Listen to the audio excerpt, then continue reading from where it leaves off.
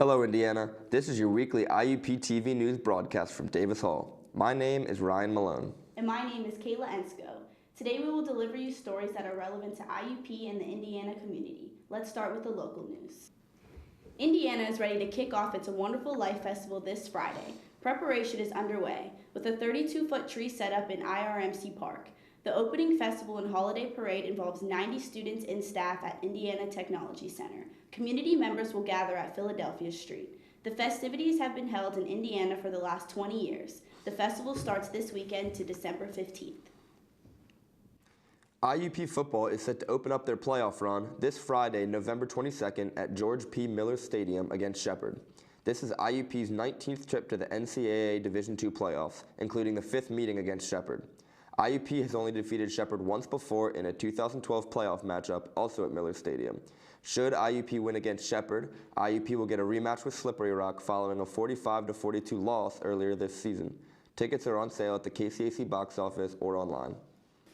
The Indiana Area School District received funding that helped wipe away school lunch debt. The debt reaches close to $2,800. At 5 school buildings, the Frederick Law Group provided this funding, especially at Ben Franklin, East Pike, Eisenhower, and the Indiana Area Junior High School, as of October 31st. Pennsylvania is one of the 21st states with minimum wage of $7.25. For a decade, Pennsylvania state legislature has been debating raising the minimum wage. Minimum wage is currently set at $7.25 and plans to increase to $9.50 over the next 3 years. A high school teacher in Maryland is facing assault charges after a physical altercation with a 17-year-old student. The teacher was arrested Friday after video footage was released, including very disturbing images of the teacher striking the student. According to the police chief, neither the student nor the teacher needed medical attention. The teacher's name is not yet released. However, she faces charges of physical child abuse and second-degree assault. A Massachusetts man, Benny Garcia, is being charged with multiple counts of drug possession and child endangerment after his 5-year-old son brought cocaine to school. Local police said the child reportedly found the drugs in the living room of his home. When authorities entered the home, they found Garcia sleeping and 38 bags of white substance throughout the home. Garcia is in custody and awaiting trial without bail. Garcia is currently already on bail from a 2018 drug case. The Amazon rainforest is seeing its biggest spike in deforestation in over a decade. Brazilian authorities reported that the rainforest lost land over the past year that equals over 12 times the size of New York City.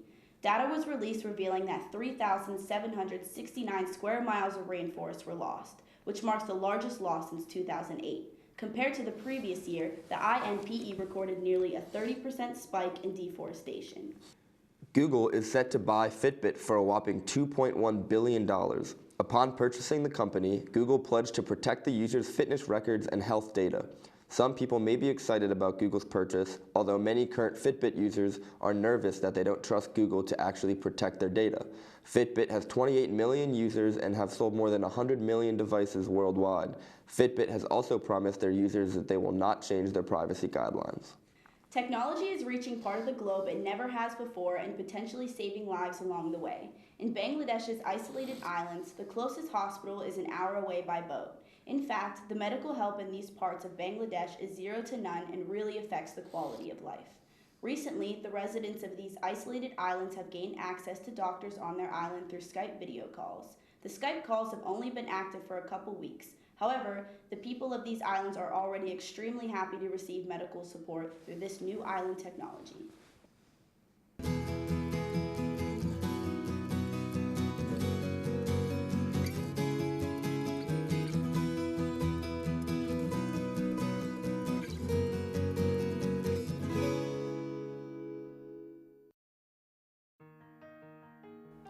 Receiving a Jefferson Award for public service was an honor I will always cherish. I've known since I was very young that I wanted to help make a difference, but I didn't create an organization to win an award. I did it because as a teacher, I believe all kids deserve a good start and a shot at high achievement. I'm April King, a graduate of Indiana University of Pennsylvania. Get my story at IUP.edu. A restaurant on IUP's campus has made a return and is now open for dining. By highlighting student involvement in preparing and serving the food, the class is learning how to run a restaurant environment. Taylor Jones has the story. Deciding whether to eat at Thai, Italian, or Mediterranean? There are several restaurants in Indiana to dine at, but there is one you have probably never heard of, ran entirely by students. Located on the ground floor and managed by students in the hospitality and nutrition department, the Islandwood serves guests on Tuesdays through Fridays, serving lunch and dinner. It's not your typical classroom setting. We're running a restaurant 4 days a week for lunch, so the students have the opportunity, and I had the opportunity when I was in this class to develop a menu, cost it, work as a team, work in the front of the house as a server, a cashier, a host, to the back of the house doing every single position, from working the hotline to baking, prepping, and even being the dishwasher for a day. So it really gives you a rounded experience to kind of find your comfort zone too. Chef Joshua Truitt is leading students to prepare daily lunch. Having almost a decade working in different restaurants and hotels in the Indiana area, the IUP alumnus decided to return to mentor students for this exciting experience. We involve them because it gives them exposure too. A lot of them have never worked in a food service establishment. So they're in this program and they're learning in the classroom. They're learning all the background information and all the book skills. But when we involve them into this, they get that face-to-face interaction. They learn how to interact with the guests, how to work as a team in the back of the house, how to become a cohesive unit and get things finished and done, and further their career, really. It's a good place to start, and so when they get out and they get that first job, they're ready to step right in from day one. Students who take this class not only learn how to cook, but also bartend, cashier, and wait tables. This is a real hands-on learning experience in food production and handling procedures. Kelly Glennon is a senior in nutrition, and her goal is to be a dietitian. This class will help me in my future career by giving me a culinary background that I didn't have before this class, because I want to be a dietitian, so we work with food every day, and this class teaches us just like basic information like how to cut things the proper way and how to make different types of foods I would never have known before taking this class. Another senior, Zach King, described other experiences offered in the class.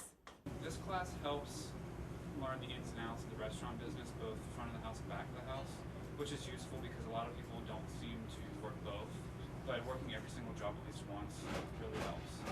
For the last 60 years, the Islandwood has operated to not only offer the students the ability to manage the complexities of food and customer service, but to also provide different food options for the IUP community. To make the class and service continuous, the Islandwood has also been supported by generous funding generated through the website. The class is also open for customers' input on the menu.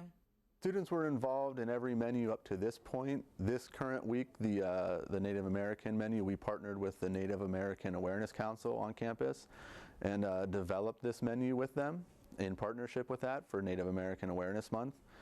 Next week, we're back to the student-made menus where it's a Thanksgiving menu. So every week we have a new menu, and part of the class is to break off into a group. Each class researches a menu, they pick the recipes, they cost them, they convert them, and they build the entire menu, and we execute it every week. We have a new menu that the students have made. By dining at the Islandwood, you're supporting the students and aiding them to become the professionals of tomorrow.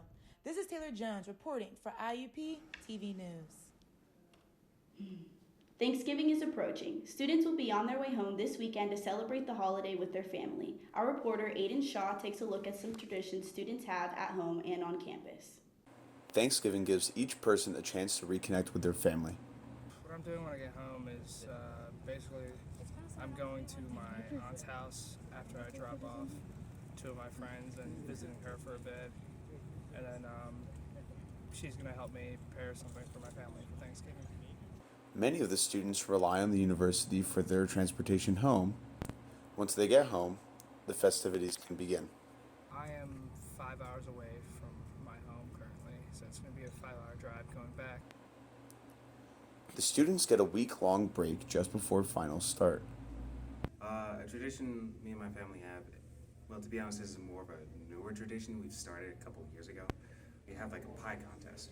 So I'll make a pie, My other sibling will make a pie. My sibling, the four of us will make a pie, four different pies, and then our parents act as judges. And there's really no stakes in it. It's more just bragging rights and who can cook better. But generally, I try to make some type of mixture of pies. I like to make, like, I don't know. Last year I made an apple peach pie. But not all students get to go home for the break. Some traditions I have up here is usually me and my friends gather up and have like a Friendsgiving. Just get together, have dinner, and hang out. Many of the students at school rely on building their own traditions while away from home. In all honesty, I really don't have a tradition here in school. If anything, my tradition is waiting for Thanksgiving break so I can go back home and eat some actual food. Because if anything, you learn really quickly when you move out to college. There's a strong difference between college food and home-cooked food. Regardless of what people do for Thanksgiving, they will be spending it with family. This is Aiden Shaw reporting for IUP-TV News. Get ready, shoppers. Black Friday is right around the corner. This is the time when stores have major deals on items and people can save their money. Kayla Ensko has the story. Thanksgiving break is getting close, which means Black Friday is right around the corner. Whether you are shopping for yourself or getting an early start on Christmas gifts, Black Friday is the day of deals.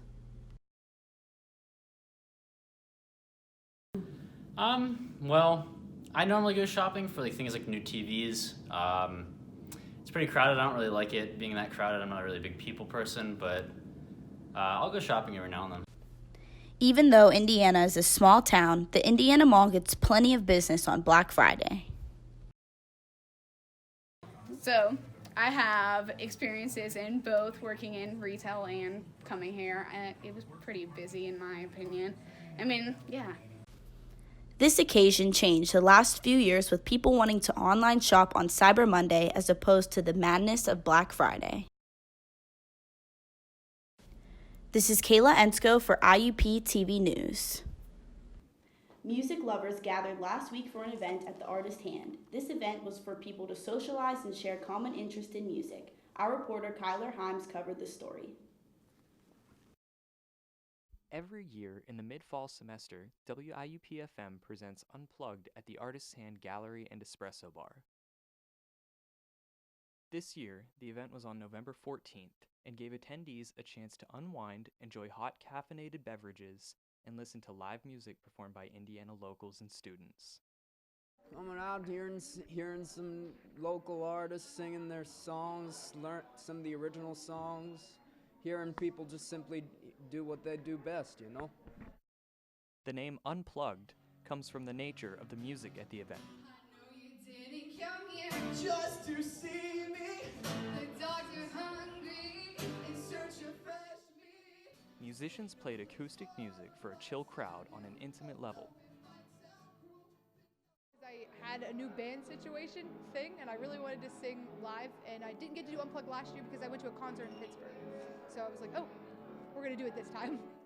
Unplugged is organized by the WIUP-FM promotions team, and Steven Smartnick is promotions manager. So some experiences that I picked up from hosting this event instead of all of our other events was there's the actual live music aspect, and I've never had to set list people before, and I've never had to actually set up a PA with, say, instruments, usually just microphones, but with instruments and microphones, it's cool to also get the sound engineering aspect into the event that I actually learned from doing it. Unplugged is just one of the many events that IUP students are able to use as a real-world experience to prepare them for the professional job force while also providing a fun and safe environment to enjoy.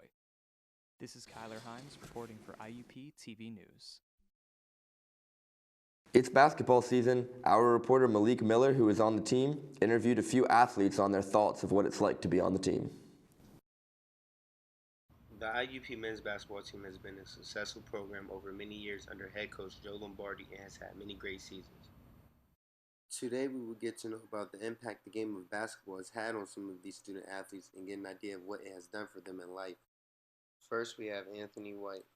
And coming from where I came from, I just always knew to really go to school, I would probably have to hoop.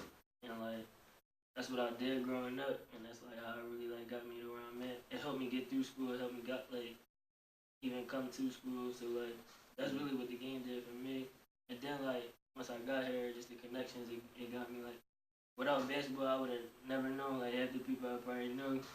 Like it just really been a blessing over my life. Above the locker room door, there are 5 Hawk pillars that the IUP men's basketball team try to live by, which speaks a lot about their culture they have within the program. Next, we have Dave Morris, a transfer from TSU, tell you what he feels about the IUP basketball program.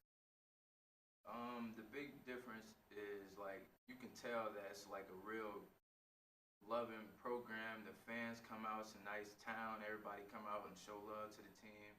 You can tell it's just a big family here, and I'm happy to be a part of it. Last, we have Chucky Humphreys explain what the game of basketball has taught him. Definitely is with time management and everything, and being able to execute, a plan. It's just like building a house. You got to have those pillars. So just having certain things, have a certain blueprint before you do something, being able to map that out. I think that basketball has been able to teach me stuff like that. You know, you just can't build a house from off the top of your head. You got to have a blueprint. You got to know what you're doing before coming in. There you have it, from IUP-TV News, catching up with the IUP men's basketball team, talking about their experiences and what the game has done for them. All your professors, all of them, they know that all it takes is one dreamer with passion, one person, and they hope in each of you that you might be that one who makes a longer-lasting light bulb, who writes music for the ages, who reaches into the mind and discovers a new star and it could change the world of a 5th grader. We're gathered here to hope in you.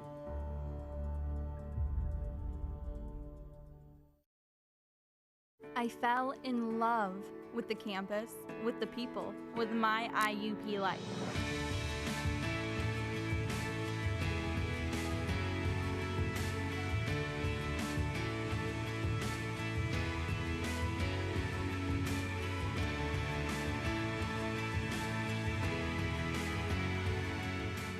See it for yourself. Visit us. Indiana University of Pennsylvania. Find your success.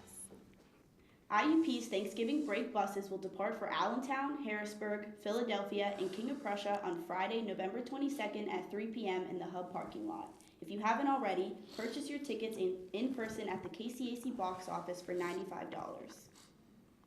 In 1996, an original rock musical named Rent opened on Broadway and forever changed the landscape of American theater.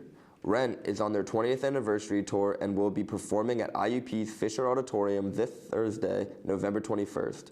Tickets will be available at the Performing Arts Center box office or by visiting www.iup.edu/livelyarts.